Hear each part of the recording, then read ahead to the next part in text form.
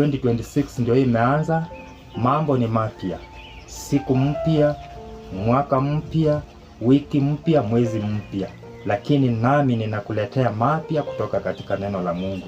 Wacha tujifunze majukumu ambayo mwanadamu alipewa hapa duniani kabla ya dhambi kuingia.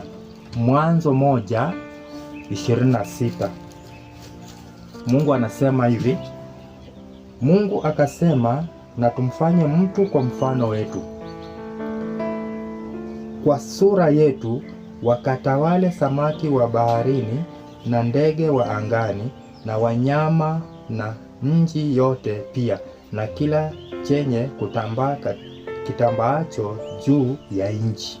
Mungu anampa mwanadamu ruhusa ama anamtwika majukumu ya kutawala wanyama wote hapa duniani, watambaao, warukao na wale ambao wanaishi majini.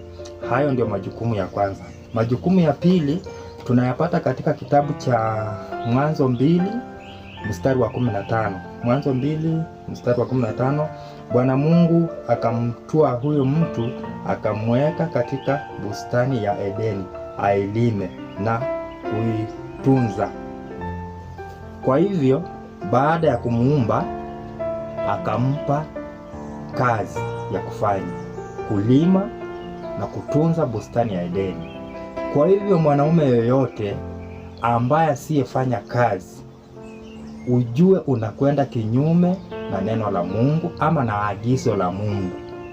Kwa hivyo mwanadamu, imekupasa wewe ufanye kazi kwa ajili ya kujiendelesha kimaisha. Katika huo mlango tunaruka katika mpaka mstari wa 18. Bwana Mungu akasema, si vema huyo mtu awe peke yake, nitamfanyia msaidizi wa kufanana naye.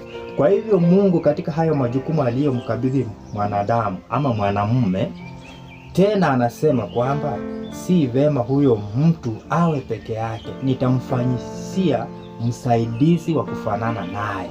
Kwa sababu gani? Amsaidie katika majukumu yake ya kikazi, katika majukumu ya kimaisha, katika majukumu ya aina yote. Hawa aliletwa kwa Adamu ili amsaidie. Kwa hivyo sisi ambao tuna mazoea ya kulalalala, sisi ni watu wafifu, hatutaki kufanya kazi, tunakwenda kinyume na maagizo ya Mungu. Mungu ametuweka hapa duniani ili tufanye kazi kwa ajili ya kujiendelesha katika maisha yetu ya kila siku kabla hatujatoka. Kitabu kingine, wacha tuone Paulo naye anasema aje katika kitabu cha Wathesalonike 3:10 hadi 12. Wathesalonike 3:10. Paulo anasema hivi: kwa kuwa hata wakati ule tulipokuwapo kwenu tuliwaagiza neno hili, kwamba ikiwa mtu hataki kufanya kazi, basi asile chakula. Paulo anasema kwamba kama haufanyi kazi, basi na usile. Na iwapo kama unakula na haufanyi kazi, basi wewe utakuwa wewe ni mwizi, utaweza kuwa wewe ni mnyang'anyi, unaweza kuwa wewe ni mtu ambao unachukua vitu ya watu unavitumia kwa sababu hauna shughuli yoyote ambayo unaifanya hapa duniani. Wacha tuende mstari wa 11. 11 ikasema kwamba maana twasikia kwamba wako watu kwenu waendao bila utaratibu, hawana shughuli zao wenyewe, lakini wanajishughulisha na mambo ya wengine. Unaona, watu ambao hawafanyi kazi kwa ajili ya maisha yao wanajishughulisha na mambo ya watu wengine. Nimesema hapo mwanzo, kujishughulisha na mambo ya watu wengine ni kuchukua vitu vya watu, ni kufuatilia maisha ya watu. Hayo ndio mambo Paulo anakataa. Anawaambia kanisa la Wathesalonike kwamba tumesikia kwamba kwenu kuna watu ambao ni wafifu, hawajishughulishi na mambo yao wenyewe, wanajishughulisha na mambo ya watu. Wacha tusome mstari wa 12.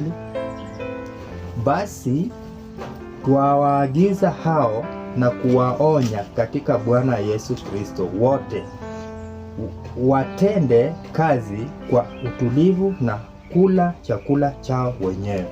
Usikule chakula cha mtu ambaye haujatolea jasho. Hilo ni onyo na si langu, bali ni Mungu anayesema kwamba usile vitu vya watu.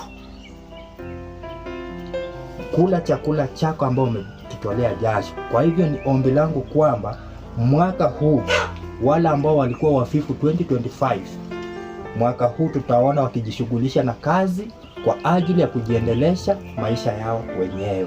Tusiwe watu ambao tunakuwa wafifu kwa ajili ya maisha. Maisha yetu ya hapa duniani yako kando na wokovu wetu pia nao uko kando. Kwa hivyo ili uonekane kwamba wewe ni mtu mzuri katika wokovu, lazima ujishughulishe na maisha yako kwanza, ili naye wokovu isitukane. Kwa sababu usipofanya kazi na wewe ni mwokovu, utaiba vitu ya watu, utakuwa ukinyang'anya watu vitu zao kwa hiyo njia ya wokovu. Kwa hivyo ni ombi langu kwamba tutazingatia neno la Mungu tunapokuwa katika njia ya wokovu, ili nasi tusikose shughuli zetu za kila siku. Lazima tushughulike kwa ajili ya kuendeleza maisha. Mbarikiwe sana, ni ukumbusho wa neno. Amen.